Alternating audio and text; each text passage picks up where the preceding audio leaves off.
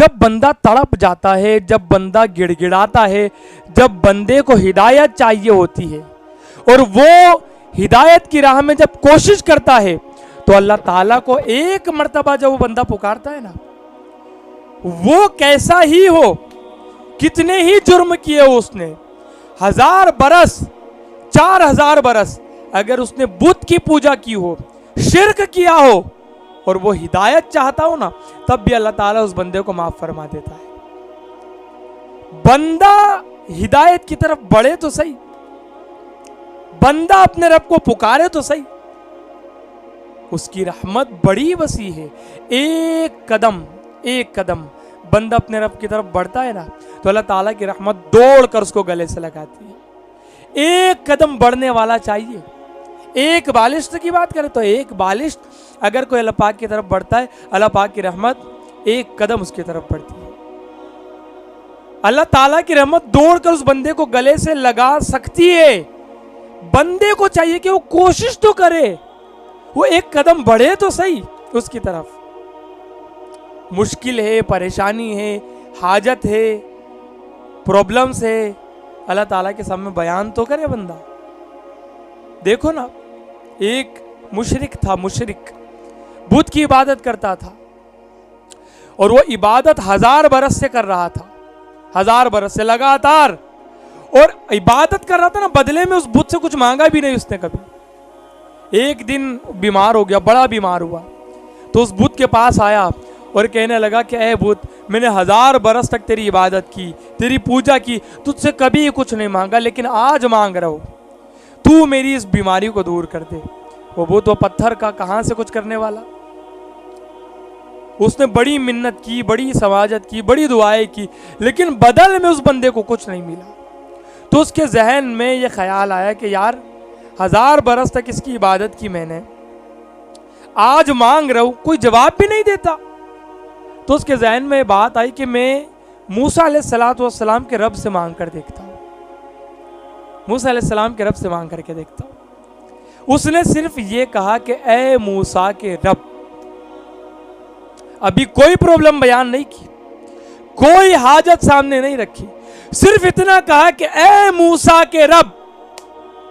بدلے میں جواب آیا، لبیک یا عبدی، ہائے ہائے ہائے، اے میرے بندے میں حاضر ہوں۔ دیکھو اللہ فرما رہا ہے کہ اے میرے بندے میں حاضر ہوں۔ کیسا جواب ہے، کیسا جواب ہے! اس جواب پر پوری زندگی کی عبادت قربان، اس ایک جواب پر وہ تو ہل گیا پوری طریقے سے۔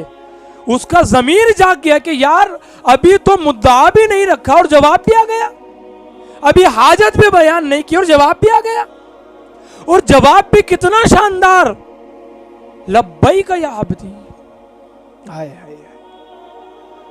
جب یہ جواب اس نے سنا نا، وہ حیران ہو گیا، وہ دوڑا حضرت موسیٰ کی طرف اور موسیٰ علیہ السلام کی طرف جا کر اس نے حضرت موسیٰ سے کہا کہ موسیٰ، اگر کوئی بندہ 1000 برس تک بت پرستی کرے اور وہ توبہ کرنا چاہے، وہ آپ کے دین پر آنا چاہے، تو کیا وہ آ سکتا ہے؟